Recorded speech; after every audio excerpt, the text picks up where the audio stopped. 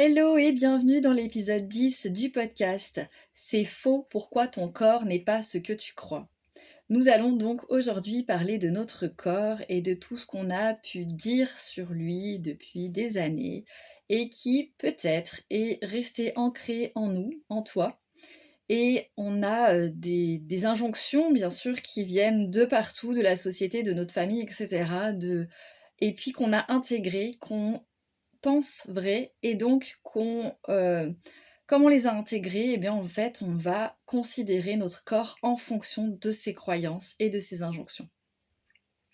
Alors dans cet épisode, je vais te proposer de réfléchir à ça, de voir un petit peu d'où ça vient et surtout de faire une pause avec ça et de remettre du positif dans ton lien avec ton corps, un peu de douceur, un peu de bienveillance. Alors ce mot est un petit peu, j'ai un petit peu du mal à l'utiliser aujourd'hui, il a tellement été utilisé, mais c'est vraiment ça, de mettre un peu de bienveillance et d'être moins dur avec soi-même. Alors pour commencer, j'ai envie de te poser des questions que je me pose à moi aussi. C'est pourquoi est-ce qu'on a ces idées fausses sur notre corps? D'où est-ce qu'elles viennent? Qui est-ce qui nous les a inculquées? Pourquoi est-ce que on nous a fait douter de notre corps, nous les femmes en particulier? Pourquoi est-ce que on a également, alors pourquoi on nous a fait croire, on nous fait croire tout ça, toutes ces choses fausses sur notre corps? Et pourquoi on y croit, quelque part? Pourquoi on les a intégrés? Alors on va pas forcément répondre à toutes ces questions dans cet épisode, mais en tout cas, ce sont des questions que je me pose. Peut-être que tu te les poses aussi et peut-être que si tu te les posais pas avant, le fait de les entendre, tu dis: «Ah oui, c'est vrai en fait, mais pourquoi est-ce que tout ça, nous arrive à nous et pourquoi est-ce qu'on a appris à douter de notre corps, à douter de ses capacités, à douter du fait qu'il ne serait pas bien, pas comme il faut. Pourquoi est-ce qu'on doute autant? Alors, on a grandi, on vit dans une société où le corps de la femme particulièrement est omniprésent. Dans tout, partout, les médias, les publicités. On veut pas en vendre un pot de yaourt, on va mettre une femme, parfois pas très habillée. Va savoir pourquoi, je sais pas, le yaourt est peut-être meilleur, j'en sais rien. J'ai un gros doute là-dessus, mais petit trait un petit trait d'humour, mais en vrai, c'est vraiment ça. On a, alors ça s'est un petit peu calmé, quoique, mais on a vraiment le corps de la femme est omniprésent, partout. Dans les films, même aux infos, hein, les présentatrices doivent être bien habillées, bien apprêtées, et cetera, et cetera. Donc je t'ai dit dans les publicités, hein, bien sûr, on va, voir, placardé, dans les villes. On va le voir, alors ne parlons même pas des réseaux sociaux et tout ça parce que là, ça c'est il y en a énormément et pas que des personnes qui partagent des choses, qui leur appartient ou des moments de vie et cetera. Il y a aussi plein de publicités, plein de choses, plein de contenus où le corps de la femme est présent. Et avec toutes ces images, on a bien souvent vu le corps de la femme, comme quelque chose à corriger. C'est-à-dire que quand il n'est pas ou il ne serait pas, je préfère le conditionnel, il ne serait pas exactement comme il faudrait, c'est-à-dire qu'on a une norme, qu'on soi-disant devrait tout être pareil, hein. Je pense que j'en ai déjà parlé, mais on a une norme dans notre société qui dit que en fait, le corps de la femme doit être d'une certaine façon et on voit tous les autres corps qui ne rentrent pas dans cette norme comme des choses à corriger, comme des corps à corriger, donc un peu comme un objet quelque part que l'on veut modeler pour il rentre dans une case, pour qu'il rentre dans la norme et bien sûr, quand on n'est pas dans cette norme, eh ben, c'est compliqué d'évoluer en étant sereine par rapport à son corps. Donc on a envie de corriger, on nous demande de corriger, hein, c'est vraiment même si on nous le dit pas comme ça, on va pas nous dire, «Corrige ton corps», mais c'est le message qui vient derrière. On veut aussi beaucoup le contrôler. Alors, on peut parler du poids, ça c'est quelque chose, contrôler la taille de notre corps, la largeur de notre corps, parce que la hauteur, on peut pas bien la contrôler. Mais, cette société nous demande et ne tolère pas beaucoup les écarts par rapport à la norme dont je te parlais tout à l'heure et ne tolère pas vraiment. Donc on a besoin, on a cette injonction de contrôler notre corps par rapport à la nourriture, par rapport à faire attention à ce qu'on lui fait, à qu'est-ce qu'on lui donne à manger, parce que on a le regard des autres, on va avoir des remarques. J'ai des clientes qui m'ont dit avoir eu déjà des remarques de personnes parce que bah, elles étaient grosses, on dit les choses telles qu'elles sont, eh bien elles ont eu des remarques de personnes autour d'elles qui disaient bah, t'as qu'à manger moins. Mais en fait, si je mange moins, donc ça veut dire que je veux contrôler mon corps, ma corpulence par ma nourriture. Alors, on va pas faire un cours de nutrition, mais sauf que le corps, il a des besoins. Et pour fonctionner, il a des besoins. Donc, si on se prive de nourriture, eh bien, pour le contrôler, eh bien, on va induire au contraire d'autres problèmes et on va même peut-être accentuer ce poids qui est là et qu'on aimerait éliminer. Et c'est vraiment ce regard des autres, ces remarques, parce que quand vous avez votre entourage proche, ou pas forcément, des fois des inconnus, qui leur ont fait des remarques, ou qui les ont regardés d'une certaine façon, en fait, tout ça nous incite à nous contrôler en permanence. Qu'est-ce que je mange? Qu'est-ce que je montre? Quand je vais au restaurant, qu'est-ce que je commande? Attention, il est entendu c'est presque normal, ah bah une femme, elle va manger une salade. Ben non, pas forcément. Les femmes ne mangent pas que de la salade. Donc tu vois ce que je veux te dire, c'est vraiment cette idée de contrôle en permanence on est toujours sur le qui-vive de ce qu'on doit faire ou pas par rapport à notre corps et de ce qu'on doit manger ou pas. Et c'est valable aussi pour tout le reste et c'est valable aussi pour les vêtements. Qu'est-ce qu'on doit porter? Ah bah oui, bah quand on a telle morphologie, on ne peut pas se permettre de... Hop, ça je le balaye directement, je pense que tu le sais maintenant. Mais en fait, on porte ce qui nous fait du bien. Et en fait, les autres ne sont pas, je sais pas, ils aiment pas, bah ils regardent pas. Ils regardent ailleurs et surtout, ils se taisent. En fait, voilà, il y a ce regard des autres et de la société de manière générale et pas que venant des hommes, il y a aussi pas mal de femmes, hein, les clientes qui m'ont parlé, c'est aussi des femmes qui font des remarques, parce qu'elles ont intériorisé tout ça. On a envie aussi de le transformer, notre corps, donc forcément, hein, si on veut le contrôler, on veut le transformer, on veut faire en sorte qu'il réponde à cette fameuse norme, qu'il soit bien comme il faut. Si on prend un peu de poids ou alors, si on est un petit peu grande, par exemple, je prends un autre exemple que le poids, si on est un peu «trop grande» entre guillemets, hein, parce que qui est trop grand? Non, on est comme on est, mais quand on n'est pas dans cette norme, on a envie, on nous demande de faire d'atténuer un petit peu les choses, donc de transformer un petit peu les choses. Quelqu'un qui est très grand, on va d'ailleurs ça pullule aussi sur les réseaux et sur partout, sur, comment s'habiller. Alors c'est souvent quand je suis petite pour paraître plus grande. Bah, en fait, je suis petite. Quand tu es trop grande, hein, le trop, comme toujours, je mets les guillemets, quand je suis trop grande, il faut que je fasse en sorte qu'on ait l'impression que je sois un petit peu moins grande. Sauf qu'une femme grande, si elle adore porter des talons hauts, ben, elle aura des talons hauts et elle sera encore plus grande et puis, ben, c'est comme ça. Donc voilà, tout ça pour te remettre, le contexte un petit peu de, cette société. Alors quand je parle de cette société, je parle de la France puisque moi je suis française et que j'habite en France et que je vis, voilà, en France et que, tout ce que je te raconte, ça se passe en France. Mais dans d'autres sociétés, dans d'autres pays, il y a d'autres injonctions qui sont différentes, il y a d'autres façons de voir les choses, mais elles sont présentes aussi. Seulement la norme n'est pas forcément la même. Donc tu vois que les normes, c'est quelque chose de très artificiel, hein, parce que selon les pays, selon les cultures, selon les endroits de la Terre où on est, ce ne sont pas les mêmes. Donc c'est vraiment quelque chose de très artificiel qui a été créé par l'être humain et qui n'a rien à voir avec notre vraie nature, notre propre corps en fait. Donc tu l'as compris, ces injonctions, ces images, parce que c'est pas forcément des injonctions, c'est, je te disais, hein, le corps de la femme est partout, ce sont des images que l'on voit, et à force d'entendre toujours les mêmes choses, ou en tout cas des choses qui se ressemblent, on va intégrer tout ça, comme si c'était, oui, ok, c'est comme ça, même si ça nous convient pas, même si ça ne nous plaît pas, et en fait, on l'intègre sans le remettre en question, mais on l'intègre et on se fait du mal avec ça, mais on l'intègre. C'est-à-dire que ça devient notre vérité, notre réalité, alors que la vraie réalité, notre vraie vérité, elle est autre puisque notre corps n'est pas forcément dans cette norme.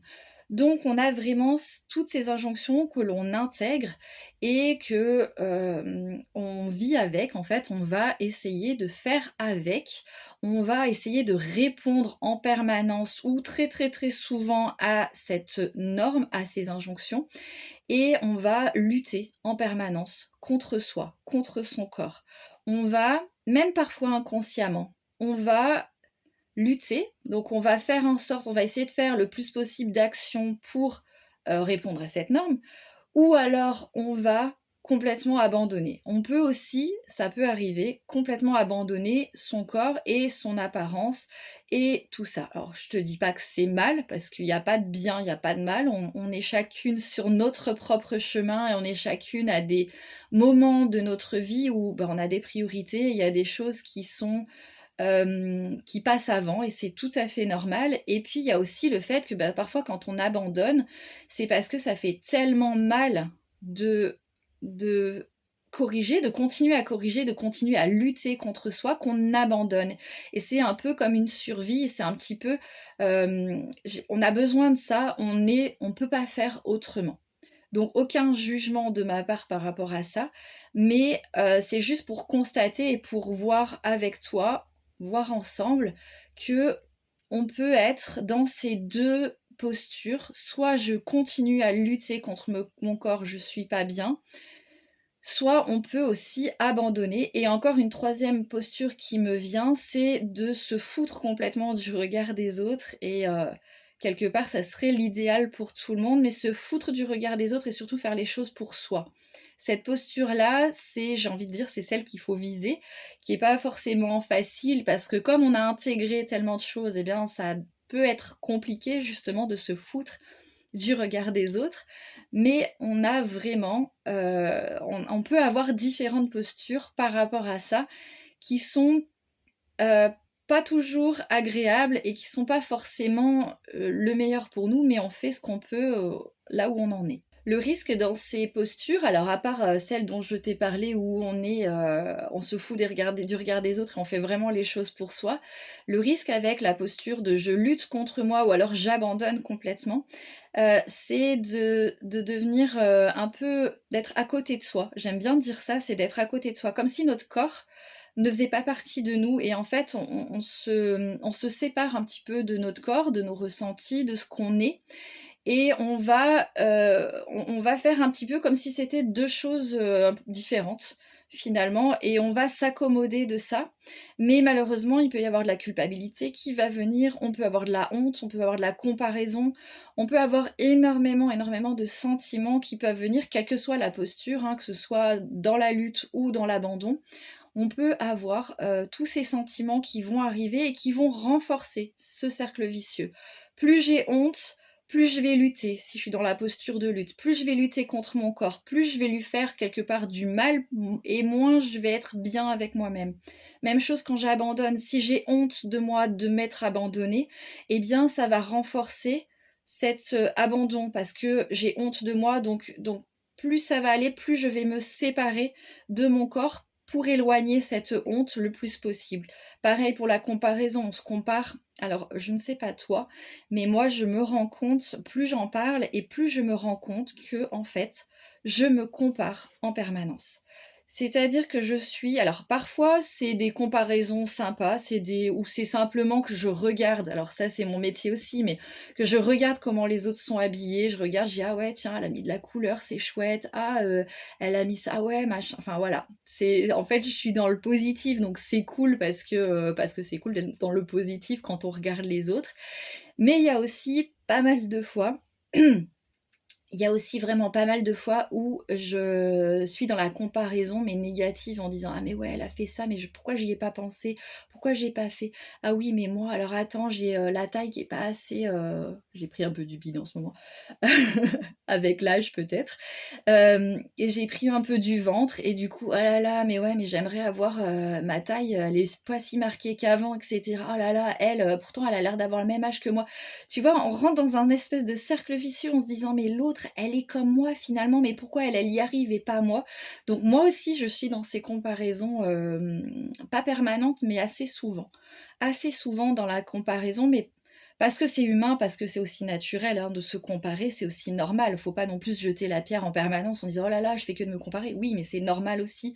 Mais on est dans cette comparaison et si c'est trop fort et si on est vraiment vraiment pas bien dans son corps, et ben on va se comparer de manière très négative et peut-être en permanence. Donc c'est vraiment des moments compliqués. Donc on essaye, en tout cas, je vais donner des clés juste après, on essaye de se recentrer sur soi et d'éviter ces comparaisons ou en tout cas qu'elles soient un petit peu moins présentes et que tous ces sentiments soient un peu moins présents parce que ce cercle vicieux soit je m'abandonne, soit je lutte contre moi-même, j'ai des mauvais sentiments qui font que c'est encore pire, je lutte encore plus ou je m'abandonne encore plus et on rentre dans ce cercle vicieux. On va essayer de le couper un petit peu, ce cercle vicieux, et je vais te donner des clés. Je vais te donner 3 clés différentes pour revenir à toi et essayer de couper ce cercle vicieux. Alors la clé numéro 1, c'est de revenir à ton expérience dans ton corps. C'est-à-dire que on va arrêter d'être dans la pensée, dans notre tête, parce que tout ce dont je t'ai parlé, ce sont beaucoup de pensées, de contrôle, c'est beaucoup le mental qui vient travailler là. Là, on va essayer de laisser de côté ce mental et je te le propose souvent, c'est de revenir à ton corps et là à tes expériences dans ton corps.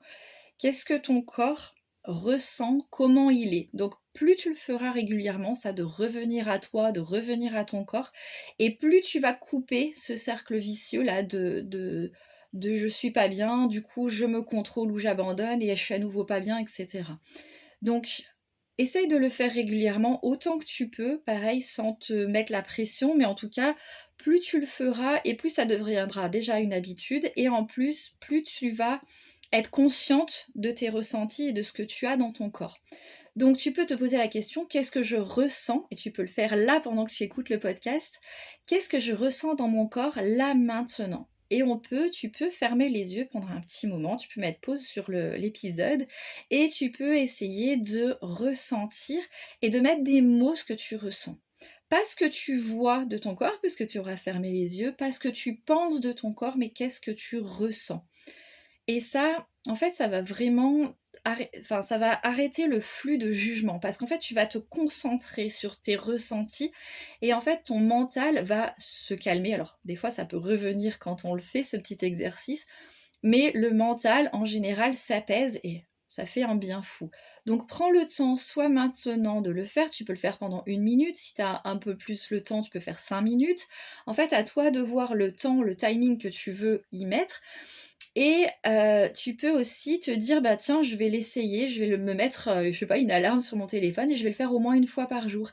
Et puis petit à petit, augmenter le temps. En fait, c'est à toi de voir, à toi de gérer. Moi, je te donne des clés, des pistes. Mais tu vois, pour te dire qu'on peut aussi avoir une progression, on peut aussi le faire régulièrement. En fait, les clés que je te donne, elles sont adaptables à l'infini. Autant de personnes qui vont les utiliser, ces clés, ces étapes ou ces astuces, autant de personnes différentes et autant de personnes qui vont qui vont utiliser l'astuce différemment. Donc à toi de voir et à toi d'adapter. Donc ça, c'était la première clé, c'était de revenir à ton expérience directe au corps. Vraiment directement à toi, à ton corps. On oublie tout le reste autour. Deuxième clé, et celle-ci, elle n'est pas toujours facile, c'est d'identifier tes croyances limitantes, celles que tu as intégrées, celles qui sont vraiment que tu crois et qui t'empêchent en fait d'aller vers ton corps et d'apaiser ton lien avec ton corps. Donc quelles sont les 3 phrases les plus dures que tu te répètes sur ton corps? Quelles sont les 3 phrases les plus dures, celles qui sont vraiment, vraiment, vraiment qui font mal? qui font vraiment, vraiment mal. Parce qu'en général, on est très dur avec soi-même et on a intégré des choses et on est encore plus dur que la société, que le regard des autres.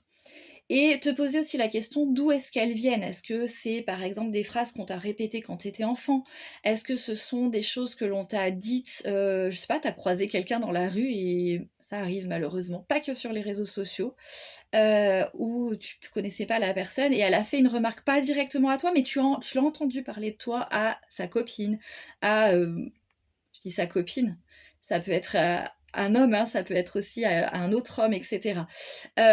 Voilà, quelles sont les 3 phrases les plus difficiles et tu peux les écrire, tu peux euh,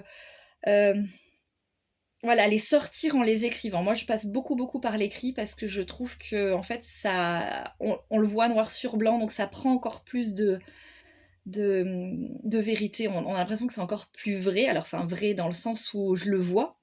Et ensuite, tu peux les transformer, ces phrases, et remplacer ces phrases très très difficiles par d'autres phrases qui sont plus sympas avec toi, qui sont... allez, je te donne un exemple. Mes jambes, mes cuisses sont trop grosses. Voilà. Je te donne une phrase comme ça. C'est une de mes croyances à moi. Mes cuisses sont trop grosses. Et tu vas remplacer par mes cuisses sont musclées et me permettent de courir parce que je suis en train de me remettre à la course à pied. Voilà, tu vois, par un exemple, concrètement, donc un jugement sur une partie de ton corps ou sur ton corps en ensemble, c'est un jugement. Mes cuisses sont trop grosses. Je juge mes cuisses en disant qu'elles sont trop grosses. Ok. Et je le remplace par quelque chose de positif et sur la réalité, c'est-à-dire que mes cuisses, alors, elles sont pas que musclées, je le sais, je me mens pas, je le sais, mais elles sont aussi musclées parce que elles me permettent de courir. Donc oui, peut-être que j'ai du gras à perdre, oui, peut-être que, mais dans la réalité des faits, en remplaçant ça par du positif, ça nous permet de ne pas voir que le négatif et de pouvoir ensuite travailler, si on le souhaite, sur l'aspect négatif, mais en ayant un socle, en ayant quelque chose de positif sur nous qui nous permet de nous ancrer et d'être bien avec nous-mêmes pour pouvoir ensuite affronter le reste. Je sais pas si tu commences à comprendre un petit peu la démarche. L'essentiel, c'est d'être bien avec soi pour aller ensuite travailler les choses qu'on a envie de travailler, modifier les choses qu'on a envie de modifier, si c'est possible de les modifier, bien sûr. Clé numéro 3, c'est d'ouvrir une autre voie, j'ai envie de dire, avec le vêtement. Faire que le vêtement devienne un allié et pas quelque chose qui me permet de cacher, de corriger. De corriger, ah, je vais mettre une ceinture très serrée, comme ça on va croire que j'ai une taille fine. Sauf que si tu peux plus respirer parce que ta ceinture est trop serrée, en fait, c'est pas la peine. Donc voilà, vraiment voir le vêtement comme un allié, comme ta meilleure amie. Alors comme tes meilleurs amis qui vont venir t'habiller pour que tu sois bien dans ton corps. Et pour révéler qui tu es. Alors révéler, ça veut pas dire je vais mettre des hyper grands décolletés. Révéler, pour moi, ça veut pas dire ça. Ça veut pas dire je vais devenir hyper sexy parce que je vais montrer plein de parties de mon corps. Non. Pour moi, révéler, c'est que tes vêtements viennent comme une seconde peau. Donc ils sont là, ils font partie de toi, mais ils sont là comme une seconde peau parce que ils vont révéler qui tu es à l'intérieur. Tu es quelqu'un de dynamique, et ben tu vas porter des vêtements qui sont dynamiques. Tu es quelqu'un de plutôt calme, de plutôt doux, de plutôt tranquille, et bien tu vas porter des vêtements qui ont la même énergie que toi. Tu comprends, le révéler pour moi, c'est ça. Et voilà, pas pour se cacher, pas pour camoufler, pas pour corriger, mais pour se sentir bien avec ton corps et avec toi-même. Donc voilà pour les 3 clés que je pouvais te partager aujourd'hui par rapport à ce sujet. Et vraiment, vraiment, ton corps n'est pas ce que tu crois. Et plus tu vas faire ces 3 petits exercices, c'est utiliser ces 3 clés, et plus tu vas voir que ton corps, tu vas te réconcilier avec lui, tu vas avoir ce socle hyper... tu vas avoir ce socle de confiance en toi pour pouvoir aller affronter ce que tu as à affronter. En fait, on veut pas se mentir, on veut pas se dire, «Oui, tout il est beau, tout y va bien». Je sais pas si c'est très français tout ça, mais j'aime bien, tout il est beau. On ne vit pas dans le monde des bisounours, certes, mais n'empêche que, en fait, confiance en soi, estime de soi, avoir son socle, c'est extrêmement important pour pouvoir ensuite affronter le reste. Quand on n'est pas bien avec soi, quand on n'est pas bien dans son corps, on n'a pas l'énergie, on n'a pas la force d'aller affronter le reste. Donc à un moment donné, eh bien, il faut revenir à soi et il faut d'abord travailler ça, il faut d'abord prendre confiance en soi, il faut d'abord aller voir là où tout va bien pour se dire ok, j'ai un socle solide et maintenant je vais aller affronter, je ne sais pas, je vais aller perdre du poids parce que c'est ce que j'ai envie et parce que c'est vraiment important pour moi et pas pour les autres. Tu vois ce que je veux dire? Je vais aller me remettre au sport parce que c'est important pour moi et pas parce qu'on m'a dit qu'il fallait faire du sport. Je vais mieux manger parce que on a dit qu'il fallait manger 5 fruits et légumes par jour. Et si ça se trouve, les 5 fruits et légumes par jour, c'est pas ce qu'il te faut à toi. Bon, petite digression. Mais tu vois ce que je veux dire? Vraiment avoir son socle où on est bien avec soi, on est bien avec son corps, on enlève toutes ses croyances, etc. Et bien ensuite, on va pouvoir affronter le reste. Et d'ailleurs, c'est ce que je fais dans mon programme Révélation, c'est on commence par ça. On commence par voir ce qui va bien dans notre corps et enlever ces croyances limitantes, ces croyances qui sont négatives sur nous pour pouvoir aller expérimenter, voir ce qui nous convient, voir ce dont on a besoin, voir qui on est pour pouvoir s'habiller en conséquence. On est vraiment dans Révélation, c'est le premier module, c'est là on va commencer par ça pour avoir ce socle solide et ensuite pouvoir passer à la suite. D'ailleurs, si Révélation t'intéresse, petite information, fin septembre, donc tout bientôt, j'ouvre une nouvelle session avec le module dont je t'ai parlé et tout le reste et mon accompagnement où on a des sessions collectives, des sessions individuelles pour que ce soit vraiment adapté à toi. Donc si ça t'intéresse, je fais 3 conférences. Alors 3 conférences gratuites, ce sont les mêmes conférences mais c'est parce que c'est à 3 dates différentes. Donc je te mets les liens en dessous du podcast, en dessous de l'épisode pour que tu puisses t'inscrire et tu choisiras l'horaire, le jour qui te convient. J'en ai fait 3 différents pour justement que ça convienne au plus grand nombre et je serai ravie de t'y retrouver. Je te remercie d'avoir suivi cet épisode jusqu'au bout. Si tu as la possibilité de cliquer sur le pouce parce que l'épisode t'a plu ou de mettre 5 étoiles sur la plateforme où tu l'écoutes, fais-le. Écris-moi un petit commentaire également, ça me ferait très très plaisir. Et ça aide aussi à faire connaître le podcast à d'autres personnes qui en auraient besoin. Et puis, on se retrouve dans le prochain épisode. Et d'ici là, prends soin de toi là où tu te trouves.